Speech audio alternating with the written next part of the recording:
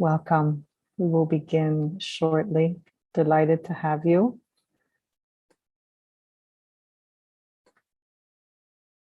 Wonderful. Shalom. Welcome.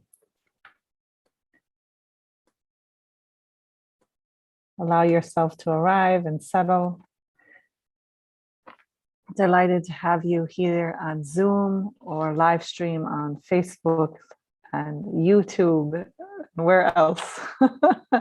All the locations. Can't keep track of social media anymore. I'm Rabbi Chasya Steinbauer, the founding director of the Institute for Holiness, Kehilat Mussar.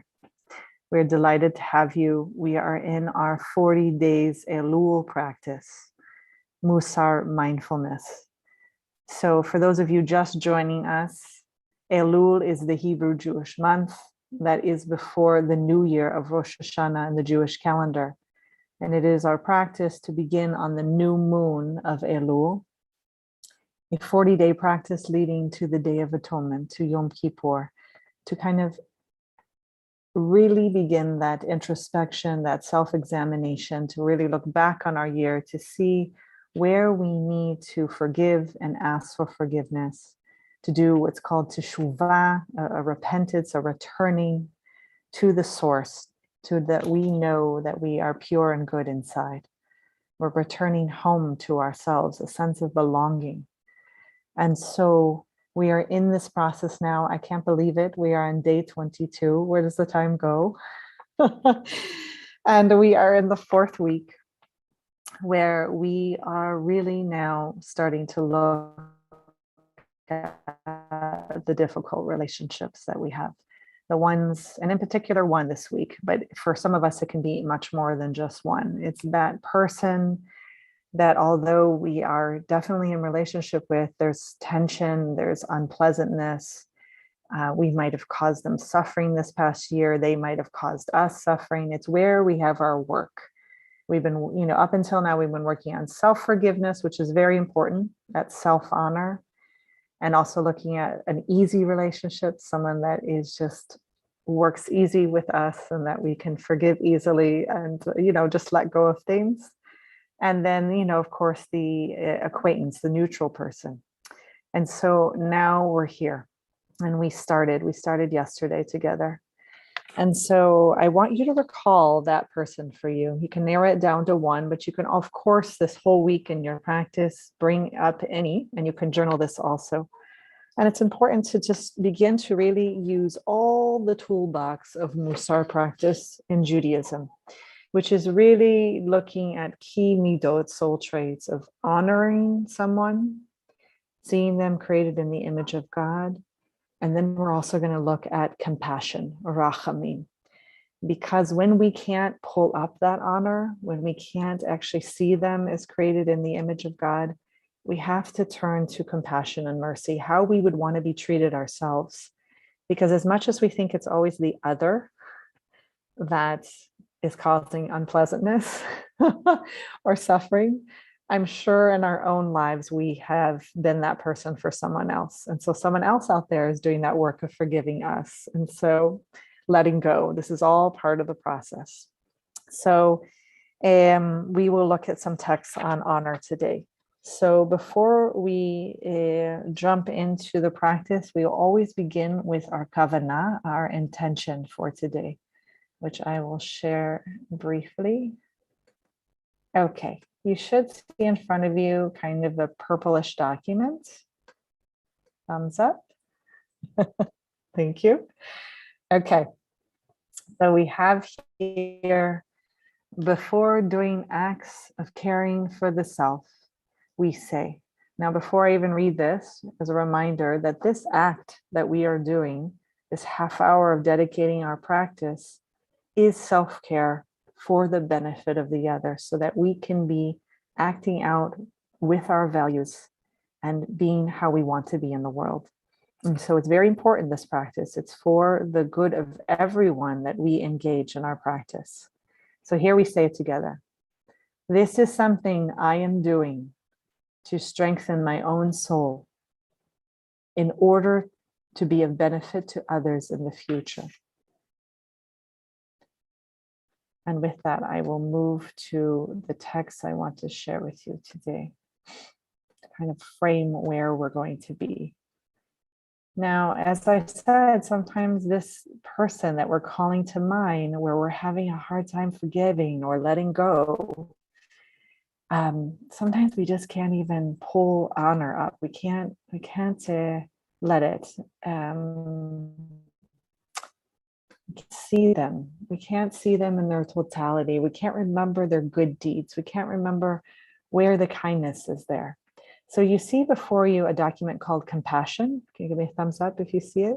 Okay, forgive me about the highlighting. It's a little crazy. It's an old text.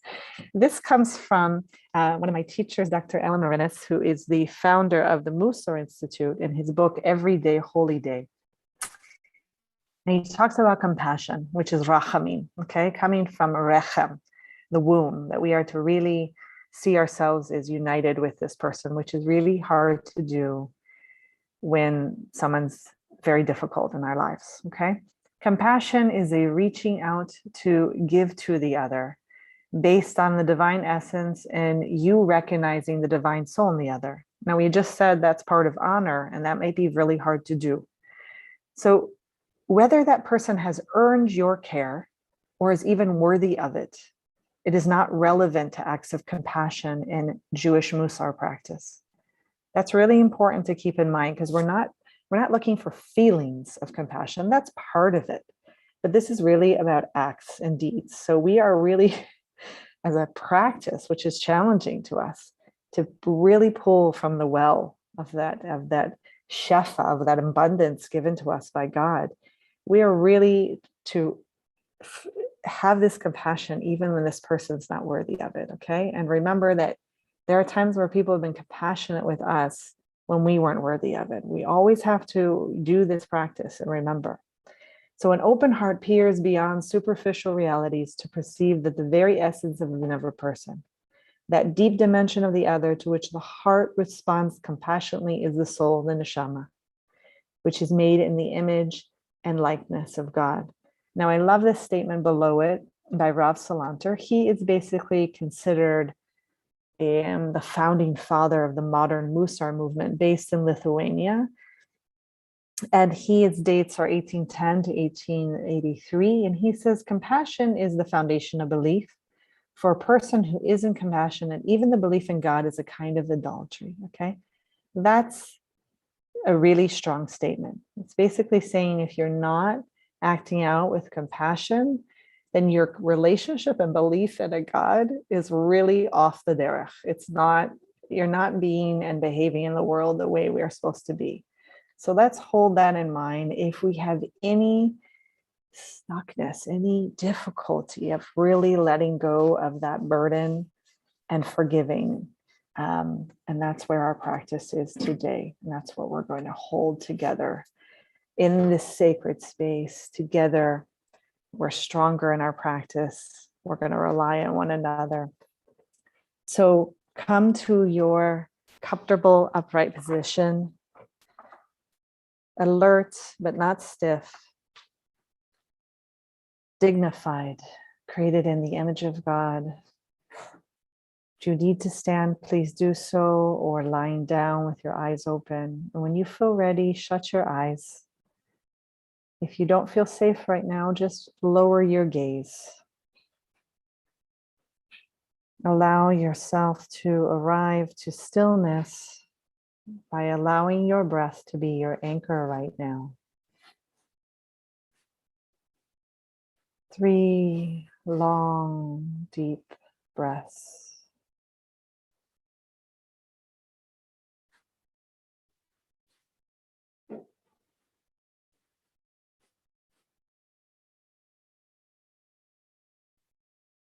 Today we engage in an honor compassion practice.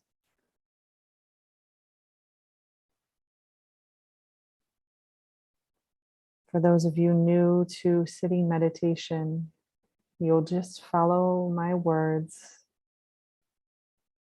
And if your thoughts carry you away, which they will, that is the practice, you'll bring them back yourself to the present moment, to your breath as your anchor.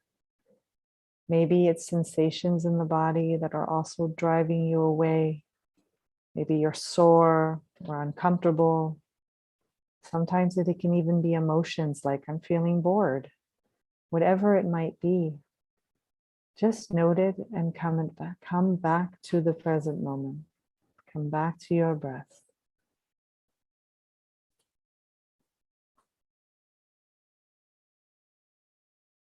This compassion practice really is building our emotional resilience. And it is health related just as much. It is all tied into the care that you can then extend to others.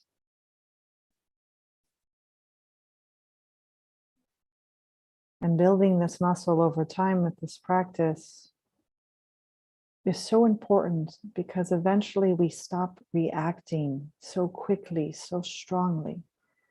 There's eventually a space between the match and the fuse. We can then choose to respond and how to. And when we think of this person right now, when we bring up that difficult relationship, the one that has caused us some suffering in the past year, we really want to use that muscle, that balanced meter of compassion, really practicing and being mindful of it.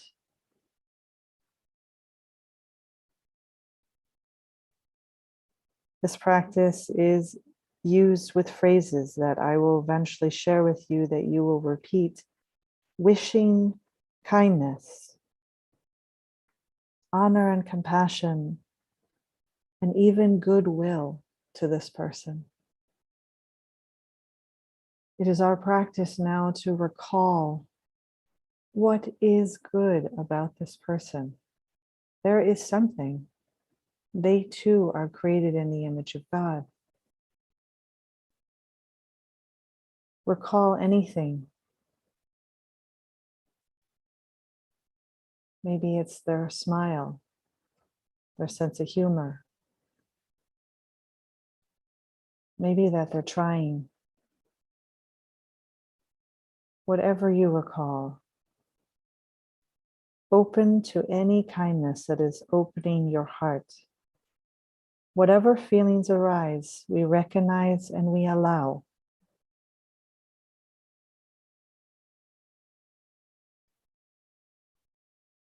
We notice any tension that may be arising both in body and mind.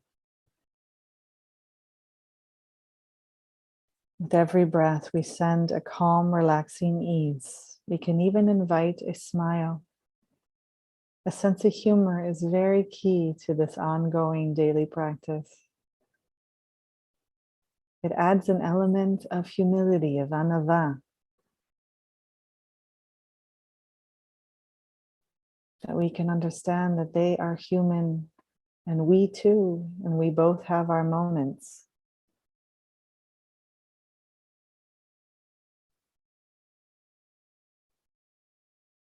Sending a message of ease and safety into the body.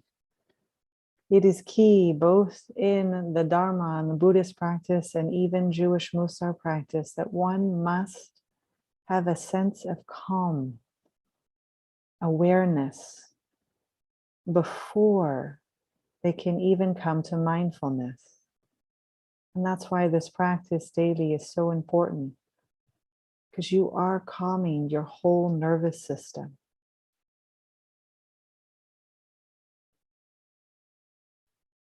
It's allowing there to be space between the stimuli and your response.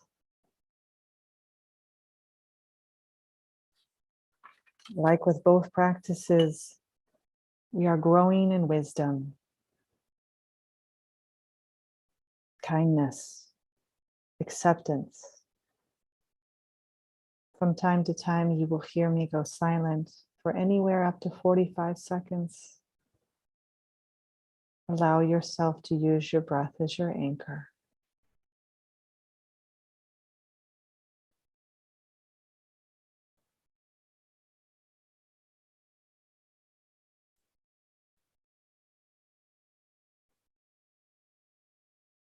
Recall now with this person that we have a difficult relationship, one unpleasant interaction,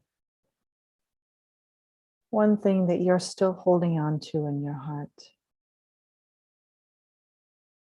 Know that you can meet this.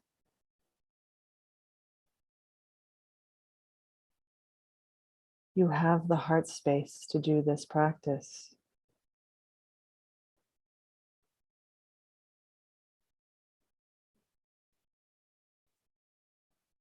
We set our intention to honor and hold any difficult feelings or sensations in the body with care, compassion, and understanding. You are not alone. So many of us right now are sitting and doing this practice. We share this human experience. And now you will repeat these phrases to yourself, recalling this difficult moment, this moment of unpleasantness, of suffering.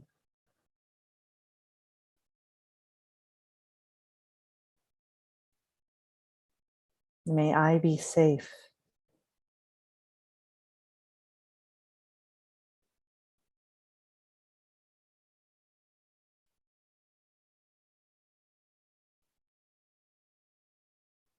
May I let go of the suffering.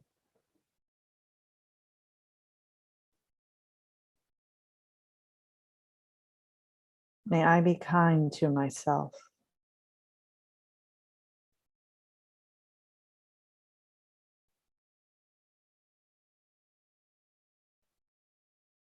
May I forgive.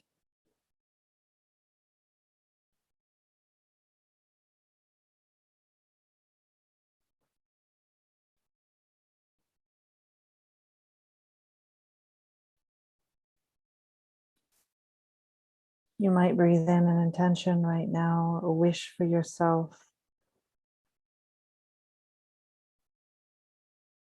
that over this week of practice, you will feel your heart soften. You will feel this burden ease.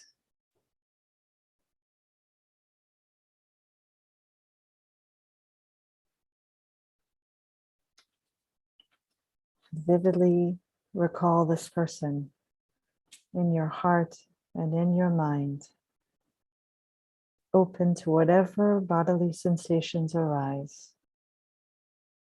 Again, meeting whatever you experience with kindness, acceptance, and compassion.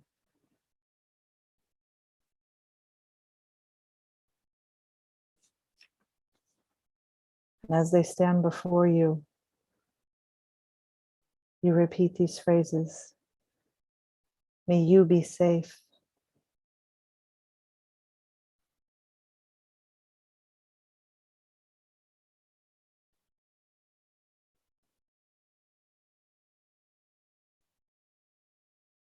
May you let go of this burden.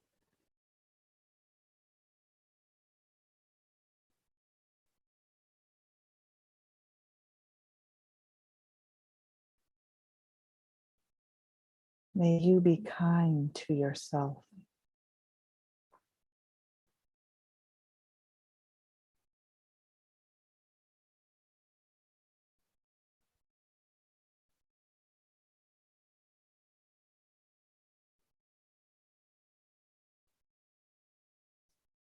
May you know that I am ready for you to ask for forgiveness.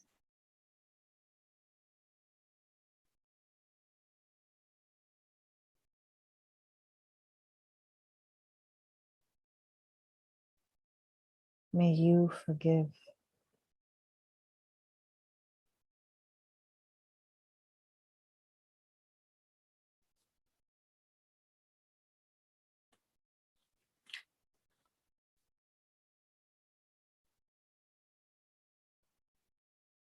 If this practice evokes strong feelings or emotions, you can come always to the awareness of your breath.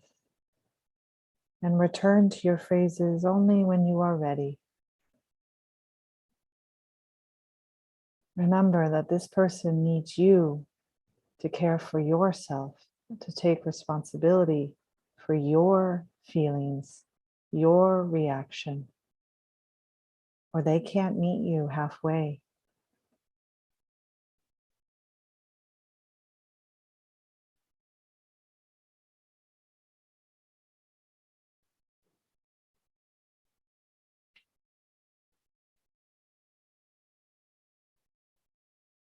We will take this next 5 minutes to sit in silence together. You may repeat your phrases or use your breath as your anchor.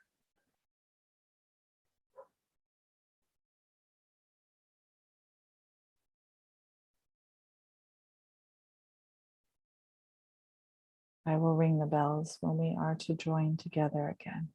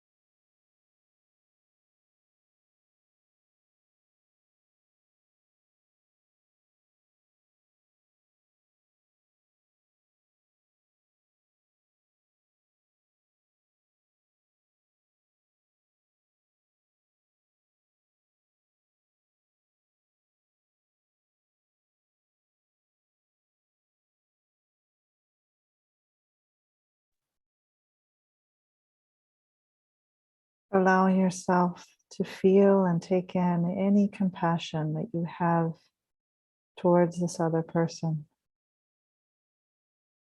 How you can see them perhaps more in their full humanity, created in the image of God. Do not beat yourself up if you do not have any feelings, or if you have negative feelings towards them right now. This just simply means you are not ready in this moment. Like all things, it will change. Be sure to honor yourself in your practice. We are never forcing, particularly with the difficult relationships, the ones where there is more tension, more unpleasantness, more of a challenge. Appreciate your efforts and your intention that you brought today, cultivating this kindness, this compassion. Over time, this will open your heart more and will change this relationship one day at a time.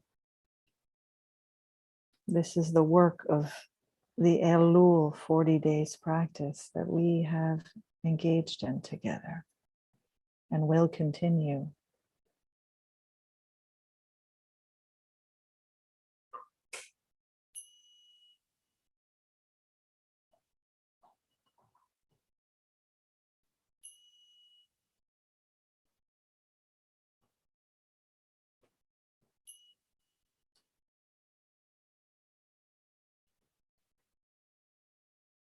When you are ready, you can gently open your eyes and meet us back in this amazing Zoom online live stream world. Thank you. Honor yourself, honor your practice, honor God. Taking refuge in this community, in the Mussar and Torah, in the Dharma. Being together, it's very important. We have our practice of our prayer that we say each evening. So important during the month of Elul. It's important every evening, but particularly during this time to help us move towards forgiveness. You see before you the Shema before sleep at night. Thank you. And we say together, I hereby forgive anyone, in particular this person that we're thinking of, who has angered me, or provoked me, or sinned against me, physically or financially, or by failing to give me due respect, or in any other matter relating to me, involuntarily or willingly, inadvertently or deliberately, whether in word or deed. Let no one incur punishment because of me. May I forgive them. May they forgive me if I need to ask for forgiveness this week for any suffering I caused the past year. May we both learn to let go of any stuckness, anything that we are holding on that's really stopping both of us from allowing our full humanity and the shining of our souls to come through. So important to be fully who we are. So that's how we bring God's good to the world, to others. A difficult practice, but worth it every minute. So honored to have you all here. Thank you so much. And Bezrat Hashem, God willing, we will be together again tomorrow at the same time, 1:30 Eastern Standard Time. And I thank you again for being here. Take care of yourself.